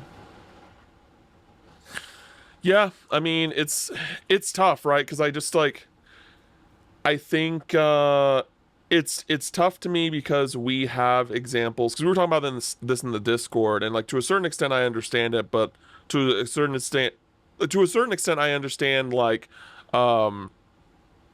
the developer's perspective, and to a certain extent I understand like from a consumer, because like one of our patrons was talking about like how if if CD Projekt Red can make Cyberpunk 2077 with all of its DLC under 64 gigabytes, Sure. why can't Square do that? And like I think a part of that is just the, for lack of a better term, like talent, like in the sense of like, hey, the way that they made that game and the way that they uh work, how they can like It's lower the memory size for those games, it's like a ton of factors. not, It's like what engine are you yeah, using? What's even the size of all the base textures and everything that are being used to make up the game? Are you going to go with like a lower texture for this particular version in order to get the size down? There's so many factors that go into this, and like I wouldn't say that it's impossible for a game like Rebirth or Remake to get small enough. I don't. I just don't know enough about how that game yeah, is made to give that answer. But I certainly would say that with time, money, and resources, yeah, it's probably an option or at least more realizable. But like, how much of that is available and going to go into this, versus everything else being actively worked on? yeah. It's one of those situations where it's like it's probably it is a choice of, hey, do we put in way more resources and time into making this small enough so it could fit onto a cart? And then, again, that's just assuming that Square Enix would put it on a cart, even if it was that small. Uh, to specifically with with a specific goal to print it on a cart, or do we use less time and resources, put on a game key card, and it kind of it is what it is. And and again, I don't like game key cards, but I'm also just like, yeah, I would rather you not put as much time into porting a 5-year-old game on this system when you could be putting those resources into, like, part 3 or whatever that team normally works on. I just, Sure. you know and so it's just like that's probably what it looked like at the end of the day. And I think that it's you know it's a lose is a win-lose situation, regardless of how you look Yeah. at it. I, um I yeah. and I just, yeah, I think the thing we come back to on this is that like game key cards are an unhappy solution to a thing that is at the end of the day just going to be a problem no matter what. Like it's not like Nintendo decided to make game key cards just to like give everyone a bad day and anger physical fans. Like that it was the solution they went for to a problem of, hey, this stuff's going to start costing a lot more money because we're relying on carts that are being actively read from. Transfer speeds are a thing. What's the balance point that we walk at so that not all devs are going to have to drop, 15, $20 per cart to make a physical version of their game? It's just an overall shitty situation, and there's not really a everyone wins scenario for it, sadly. yeah, agreed. That doesn't mean that I'm going to purchase game key cards, Yeah. like, now. Like, it's not like I have been shifted on the game key card stance, No. but like given this context, it puts more perspective, especially for like much bigger games like Final Fantasy VII Remake, where it's like, yes, I understand why they're doing this, and I understand on the developer side, the struggles and issues as to why uh they went this route, and I'm okay with that. Like, again, for specifically Final Fantasy VII Remake Intergrade, I will buy a physical, I will buy the game key card, because I know that it's not going to fit on the cart. That's fine. I'm still not buying it for other games. I'm still not buying it for other games. Yeah. Um, yeah, and then on top of talking about continuing the topic of game key cards, there was a article that came out from Bloomberg, where someone was reporting on just like the general, um, just Vibe. like kind of the reception of game key cards in Japan. And so I kind of want to read this article a little bit raw. So I hope you just like indulge me on this, because there's like a lot of information I'm here. locked in. I'm locked in. So the article was written by Takashi Mochizuki, who's like one of the big like just kind of Japanese writers, game writers. So I'm gonna see where I can find the right place to start here. Yeah, so um, developers hope Nintendo's new Switch 2 would reverse the unfavorable trend of basically just valuable console storage space and player time, things like that. Um, a new console launch has always been a stimulus in the industry, and the Switch 2 has been met with a surge of record setting sales. Nintendo console users are often casual players who still tend to buy traditional games with a definitive ending. But the Switch 2 launch hasn't yet had such a halo effect, the makers said. Although in house titles have proven popular, the much anticipated console hasn't generated many benefits for most outside developers. One challenge has been game formats. Nintendo used to offer multiple storage sizes for game cartridges. That allowed developers to pick a range of sizes to lower production costs by finding the best fit for different software. But with the Switch 2, developers have only two choices, according to people familiar with the matter. Those are 64 gigabyte cards and the largest and most expensive type. Oh, wait, sorry. Those are 64 gigabyte cards, the largest and most expensive type, or game key cards, which are affordable but unpopular among gamers, the people said, asking to remain anonymous, discussing private information. Gamers have grown unhappy about the game key cards as they force users to upgrade the console storage or download games repeatedly when they want to switch between them. The long-standing expectation, especially with portable gaming, has been that the purchase of a physical game would mean that it's ready to play. Quote, the keycard feels rather half-baked as it combines the drawbacks of both the physical and digital versions. End quote. Morningstar analyst Kazunori Ito said. Quote, you can't play without keeping the card inserted, yet in the end, downloading is still required, end quote. How does this impact game creators wanting to sell their wares on the Switch 2? Sales figures for Marvelous Inc.'s Daemon X Machina, Titanic Scion, gives an instructive example. Great game, by the way. People should play it. In the UK, the game launched as a regular physical cartridge, which contained all the necessary code. As a result, 72% of its box sales came on the Switch 2.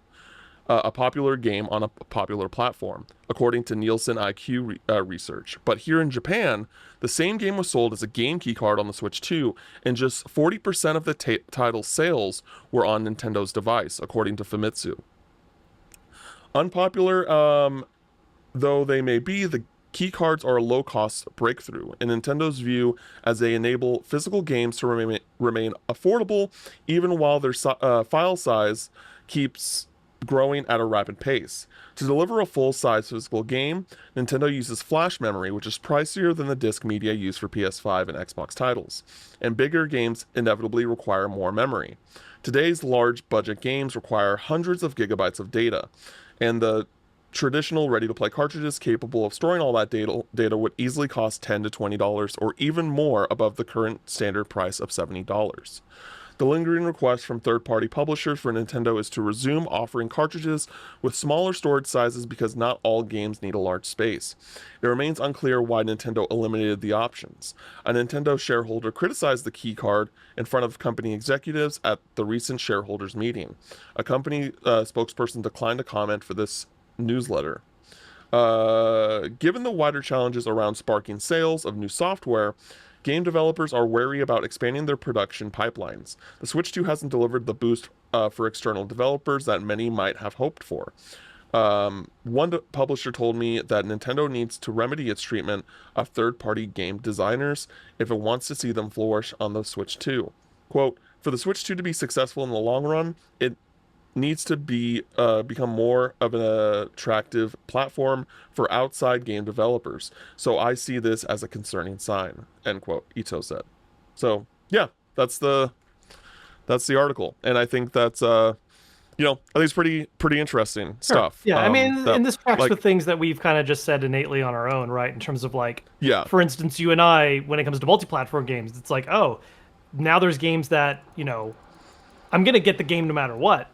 And originally, I would have maybe leaned towards getting the Switch 2 version, but now I might grab it on PlayStation 5 instead because, like, I'm going to get the game, I want to get the game, I want to play it, I want to support it, but I also want a true physical. And if I don't Yep. have an option for a true physical in one place, I'm going to go elsewhere. And so, especially when it comes to a lot of these JRPGs coming out, like Tactics is one of the few where I am sticking with Nintendo because it's not getting a Switch 2 physical. It's getting a Switch 1 physical with a free upgrade option. So I'm like, okay, cool, that's fine with me. Um, but there's other games where it's like Dragon Quest coming up. I might be pivoting to PlayStation moving forward now because I want a physical. And that's Yeah. being reflected in that data for people where it's like, it's not necessarily eating into sales of that game, but it is eating into like what Nintendo's share would have been uh, because people want to buy that physical. Yeah. I, ditto. I just think it's just a little. It's just kind of it's kind of validating, right? It's kind of validating. And that's just like because it can be seen for us that we just we're In our we're a bubble. niche Sure. audience. We're a niche demographic of people, but it's just kind of a validating thing where, oh no, like we're not. It's not just because we're niche. This is actually a thing that is existing across other like territories and countries. That this is like a proper issue. I didn't even know about the that like a stakeholder at Nintendo like basically called them out on it at a shareholders meeting. Like that's huge, Yeah. And so and like we covered it before that the company that makes the cartridges wants to make different sizes, right? Like they want to do that. And so but like Nintendo also needs to be able to play ball for that to happen. And so I'm really curious as to how this is going to shape up. I'm glad that there's seems to be pushback both like internally and externally just based off data. And I just I came across this article like a few days ago and I was like I definitely want to talk about it on the pod. Yeah. So um Professor Layton and the New World of Steam has officially been delayed to 2026. Not a surprise at this point, right? Like we had Yep. how much time left in 2025 without it getting a hard date. Uh, I look forward to the game. I hope it's great. I think honestly, my only like kind of general take on this is that Level 5 has been delaying a lot of stuff. Hmm. And it feels like they're really going to need all these to deliver, which, like, I have faith they're going to make a good game. Um, it's more of just like, these are all going to sell well, right? Like, this has been delayed. It's kind of a return for Leighton. Uh, they have a new IP that, like, looks cool and has had great buzz from people that got to play demos of it, but, like, it's also been delayed numerous times now with Deca Police. Uh, and so it's just like, man, I hope these all do numbers for them because like I like Level 5, I like the stuff they make, uh, but it's like they haven't dropped a game in a little bit now. I think right, like we have kind of a gap going on at the moment. Yeah, they're definitely in a like head down developing uh era right now cuz yeah, we haven't gotten like a new Yokai Watch. We haven't gotten like So to be fair, a I just double checked. It has been slower overall, but like they have had some steady releases. I forgot that they were Fantasy Life Girl Who Steals Time, so that was this year. right, you're Um, right. Yeah, Inazuma okay. 11 that Okay. got a new entry this year. Last year was Megaton Musashi Wired, which I think that might have been Japan only. No, that did have a worldwide. Okay. Oh, it originally released in Japan in 21 and then came out in the West in 24. And then yeah, you see more gaps start to happen before that.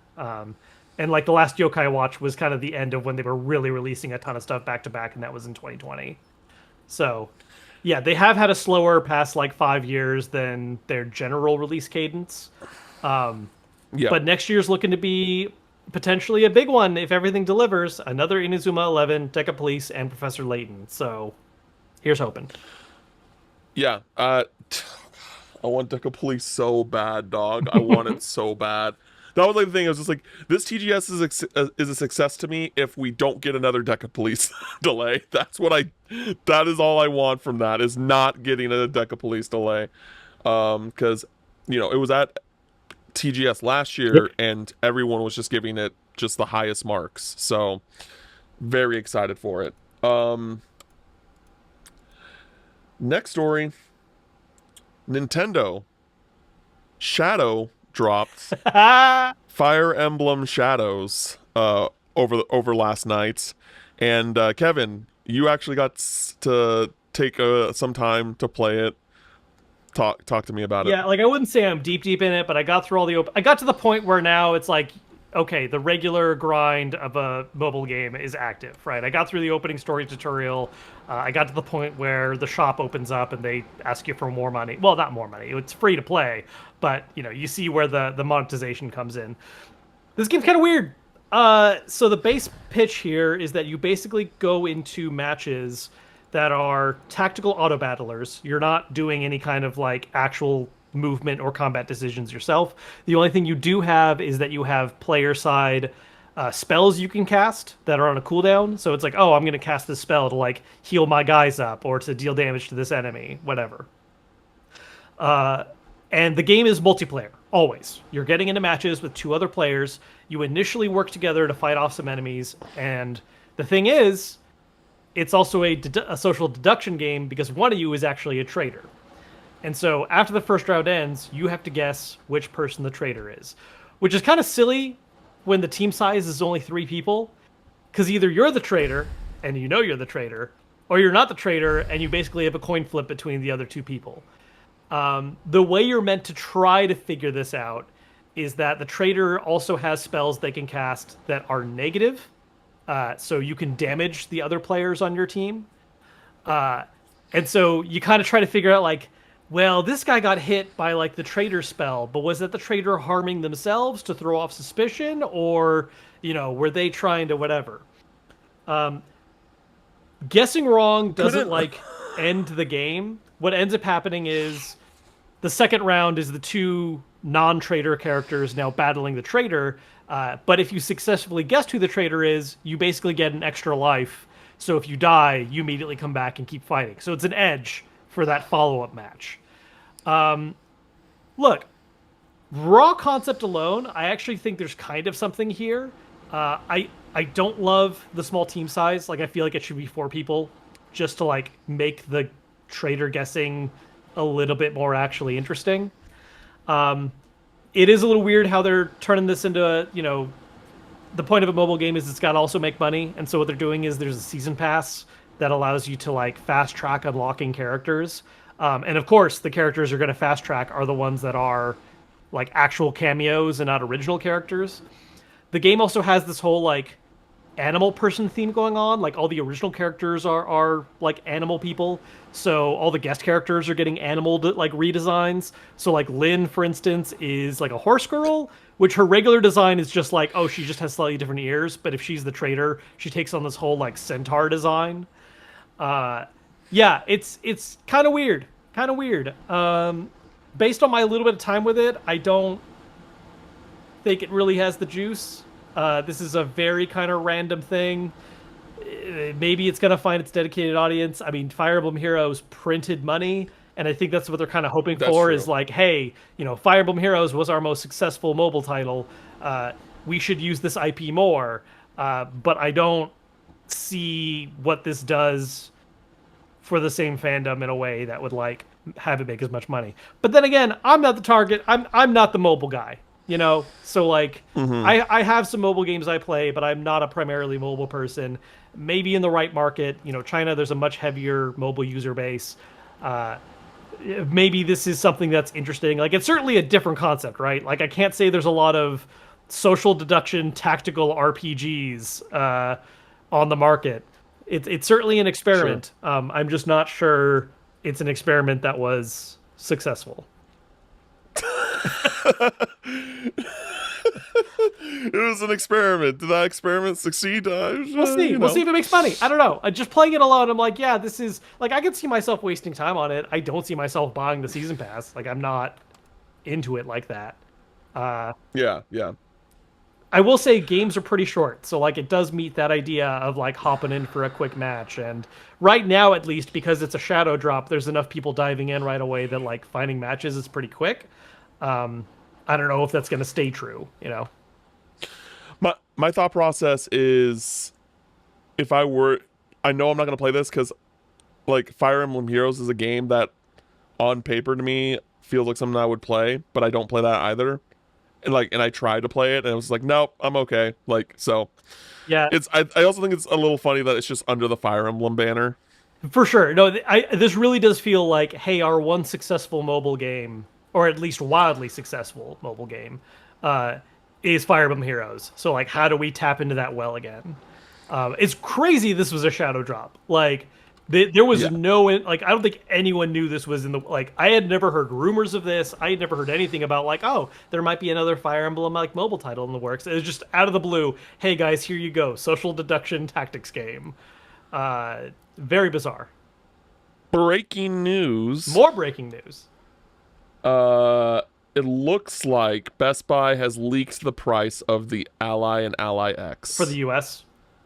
for the US. Oh boy. That being, did you give me? You want to give me a theory? Give me a shot in the dark Oh, Jesus. based off the information we know. Yeah, I mean, like, because tariffs have been driving prices of everything. This is also just a more expensive thing in the first place. I think back when I was first doing the numbers, I was thinking something like 650 to 700 for the regular one, and then like a grand minimum for the X. Pretty close. Pretty close. 600. I know what I'm For talking the about with Ally. things. Yeah, 600 for the Ally. Okay. Yeah, and then a stack for the Ally X. Straight up grand. A straight up grand. 999.99. Yep, 99999. So Look, that's not as bad as I think some people were afraid it could be, but that is not a cheap number. That is not a low number. Like when your affordable one is twice the price of like the Switch OLED. No, wait, you said 600. Okay, so that's okay. The affordable one's not as. I'm sure people would have wished for like 5 to 550, but like 600 is really not as bad as that one could have been. Yeah, it'll be interesting to see what like reviews end up coming out with, because like especially because the PC handheld market is such a bigger mess of like there's so many more of them and they're all kind of doing the same thing, and this one does have its own edge it's bringing with the whole Xbox thing, but we've also seen people figure out how to load that up on other Windows 11 gaming handhelds. So it's like, other than Xbox branding, does the power level match the pricing against everything else that's out there right now? Gonna be interesting. yeah. Yep. Um Next story. Phoenix Wright Ace Attorney trilogy is getting a new update on November 19th. Is including a gallery mode, episode selection, a scene creator, and hold on. Oh, Okay. And then in the general game, it's adding language support to Latin American Spanish and Brazilian Portuguese. nice. Yeah, this is a cool update, because I think the main idea is that these are a lot of features and additions that the later collections had, like the Yes. Edgeworth one and the later, I forget the name for it right now, but like the later one that had Apollo Apollo Justice. Justice, yeah. So this is just like a cool, like, hey, this was like the first collection we did, and now it's the same kind of tier as all the others. Like it has all the same stuff. That's nice. They didn't have to do that. I appreciate it. Yeah, they very much. Capcom killing it. Capcom's You killing. know, No, like, this- dude, third party. As far as third party get devs go, like I feel like the trophy goes to them for like overall right now. Like, there's plenty of stuff to be excited about and praise from other teams, but Capcom's really just been on a roll lately. Yeah, absolutely. Outside of Metroid Prime 3 has gotten a new trademark. Kevin, are we getting Metroid Prime 3 remastered? oh man, it's gonna be so silly. It's gonna be really funny if like, because here's the theory I'm seeing because of this. Because obviously Prime 2 has not been talked about at all. Yeah. So the theory I'm seeing from some people is, are we gonna see regular Metroid Prime 1 and Prime 2 come to GameCube, and then Prime 3 specifically gets a remaster? Because then we get this weird thing where it's like Prime 1 got a remaster, but now it's gonna come to GameCube back compat. And I then, like, really hope. I really hope not. Yeah, I'm it's gonna weird. be really upset. it's kind of weird. I'll be really upset. But would you be more upset than if they just didn't bring 2 at all in any form, and we just have 1 and 3 remastered? Oh with well, this gap? no, but it's just silly. Like I don't want to see on my shelf Metroid Prime remastered, Metroid Prime 3 Corruption remastered. I want all, Yeah, I want them yeah. all. You know what I mean? It's kind of silly. We'll see what this actually means in the long run. I mean, the other thing too, right, is like if that's happening, what's the timing relative to Prime 4? Because like, I mean, it would be very weird if that dropped before Prime 4 at the point, but it would also be kind of nice if it did. Uh, yeah, Well, because is Prime 2 already confirmed for NSO? I don't think so. I don't think it's confirmed for anything yet. Yeah, so I think it'll be sometime next year. I think it'll be sometime next year. If that is the case. So yeah. Uh, Gung Ho is apparently debuting a new game at TGS. We do not know what that game is yet, as of recording.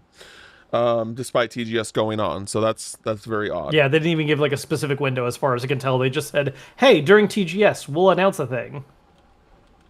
Yeah, I'm just gonna do a quick Google search. Yeah, just like double check Gung while Ho we're here. new game. Any Yeah, guesses at the last second? Because like we already know that second chapter is happening, right? Remake. Um, yeah, and like I is mean, it time for another it East could be thing? no, because East has all everything covered though. Like, because with the older East games, it's Xseed. With its current stuff, it's NIS. And then like Tokyo Xanadu is Spike Chunsoft, I believe. Or now. Mhm. So yeah, I don't particularly see that happening. Um my thought process is it's second it would be second chapter, just like confirming in a real way. Oh, Like sure. Because it technically all we um have is that the end of first chapter remake is like, by the way, this is happening. yeah, Yeah. exactly. So just like officially like, hey, we are the ones that are uh publishing Mhm. this. And if it's not that, it could be another collection, but I'm just kind of thinking about what that collection would be. Sure. So who knows? It's kind of like a wait and Not see us. situation. Not yet. Yeah, not us. Um, wow. Breaking sports news. Fucking Russell Wilson has announced that he's retiring. Um, and he's retiring like mid-season. Like he's not finishing the season. I don't know. I don't know who Did he that get is. like injured? Russell Wilson? Cam, I know nothing about modern sports.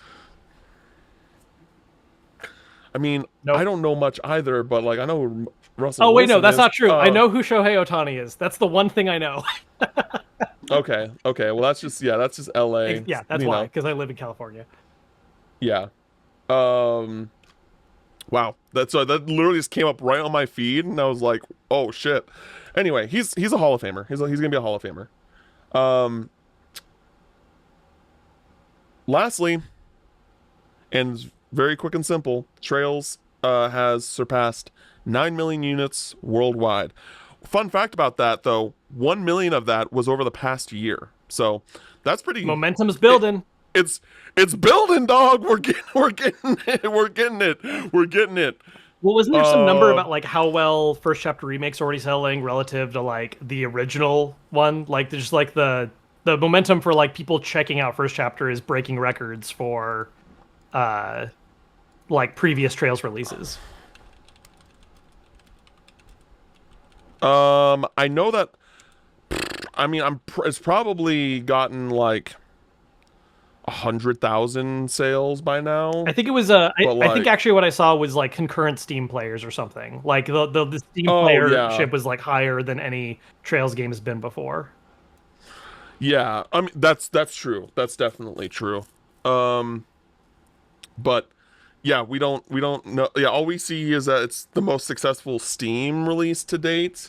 Um, yeah. So it currently has an all-time peak of 14,295 concurrent players. And yeah. So wait, hold on. Oh, I'm so sorry. The Asian version was more popular than the global version, but the all-time peak in general is 19,169. So, assuming that, I think you could like assume that that is replicated on PlayStation if not higher. Yeah. Yeah, I would say like they probably have hit like 60,000 or something like that by this point. Because there's also Switch, which that's a complete unknown Yeah. thing. So, alrighty, well, that is all the news that we have for this week. A lot of news. Uh, I'm tired. I'm exhausted from this week. I feel like almost more tired than I did when I got back from SGF. I'm just like, It's boy, well, just for you. a lot of stuff. For you, it's just like everything's adding up, man. Like you just have not stopped. Like there was PAX, there was your wedding, there was like so many things you've had to attend and fly and go do, and it's like there hasn't really been a great Yep. like day of just catch up and sleep. Uh, Yeah, because well, I mean, like I no life trails for 3 days, but like, I was still kind of doing stuff. I guess if that makes sense. But no, I just need a day where I can just do absolutely nothing and just do what I want. But I'm not. Honestly, like being able to sit down and just play Trails for 3 days straight felt really nice. yes, Just because I don't have a lot of time to play video games nowadays. Like that locked in the too. next yeah, like the next week, there's some stuff that I need to play that I got sent codes for that I can't talk about right Hmm. now. That just to get like a little slice of stuff. But really, I'm trying to get all those rewards from the Persona 5 Overwatch collab. That's like what I want to do. There's something we didn't talk about. The frickin' PlayStation trophy reward thing they announced. Oh, yeah, yeah, yeah. Did you look into this at all? I looked into it for Yeah, short. It's interesting. It's kind of a weird it's shift. cool. It's what Bungie does with Destiny. Yeah, I just find it very funny that we went from a program that gave people a way to save money to a program that's now giving people a way to spend more money. Because PlayStation Stars, while I don't really care about the digital collectible aspect of that, it was cool that it had like, oh, like you can get like $10 off and stuff. Like that was cool. You could get credit. They discontinued that, and in its place, we're getting a system where, hey, if you earn trophies in certain games, you have the opportunity to spend, I forget what it was right now. It's like $25 for the pin. I don't remember how much it was for the shirt.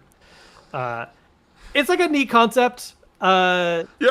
I'm curious to see what kind of long-term support it'll have. How many other franchises? We know the one game they confirmed is Tsushima. They're going to do it for Yote. They've already said. I'm sure Wolverine's going to end up being a thing next year for that. Maybe they tie Spider-Man into that lead up. Yeah, Yeah. interesting. Yeah, it's a cool little thing. Like I don't see myself like I like that they have ones that are simply just by like beating the game. Like you beat the Yeah. game, get a So shirt. for Like that. yeah, for Tsushima, That's the cool. two things they confirmed is if you have the gold trophy for beating the game, you can buy the shirt. If you get the platinum trophy, you can buy the pin. This is also limited not just in quantity but time. You have to have had these trophies by the end of this year, and the order cutoff is end of next January. So Yeah, yeah, it's a limited time thing. It's like I might buy the Ghost of Tsushima shirt. I might. I'm not. It's I not. gotta double check. Like I know I didn't plat the game, but I don't think I was that far off from platinuming it. Not that I necessarily want to go out of my way to get that pin, but yeah. Yeah, it's like we've kind of been saying. It's going to be a busy next month at least of releases. I just got one early code embargo thing that's not for like a big game, but it's one that I'm personally excited about. So like, I got to put some time into that. Silent Hill F released today, and I want to put time in that. Hades 2 did its full release. I know I said I was going to hold off, but there's definitely that Siren Call a little bit where it's like, well, maybe I'd check it out a little bit. Put a little time in that. Ghost of Yote is in like a week. And then we have like kind of a lull for me at least until like the 21st. But even then, it's like all those games came out back to back, and then it's like Ninja Gaiden 4, Outer Worlds 2, Mina the Hollower, Dragon Quest 1 and 2. Final Fantasy Tactics would be on that list, but thankfully we got that early code, so I worked through that. But like, got a lot going on. 2025 ended up being a good year. Yeah, yeah. Yep, I have the game that I got a code for that I can't talk about right now, and then I want to finish Atelier, Lost Soul Aside, I want to play Tactics. Yep. And there's I already want to go back to. I really want to go back to Daemon X Machina. yeah. Like I really want to go back to Daemon X Machina. And then that's not on top of Ghost of Yote coming out. That's not on top of you just a bunch of games coming out Yeah. in October. Dragon Quest 1 and 2. Like Yep. And there's always the forever backlog. Like I still haven't gone back and finished Metaphor yet. And like oh god, so much to play. Anyways, I should yeah, do that right now. it's So it's so much. It's so much. But anyway, Kevin, do you have anything for the people before we dip out? nope. Be kind to each other. Play some video games because God knows, do we need to. You can follow me on socials at CamFinalMix. You can follow Kevin on socials at Kevin Kenson. Thank you, everybody, for listening to this long, news-filled episode of the podcast. We'll be back to your regularly scheduled programming next week. But until next time, we'll catch you later. Later.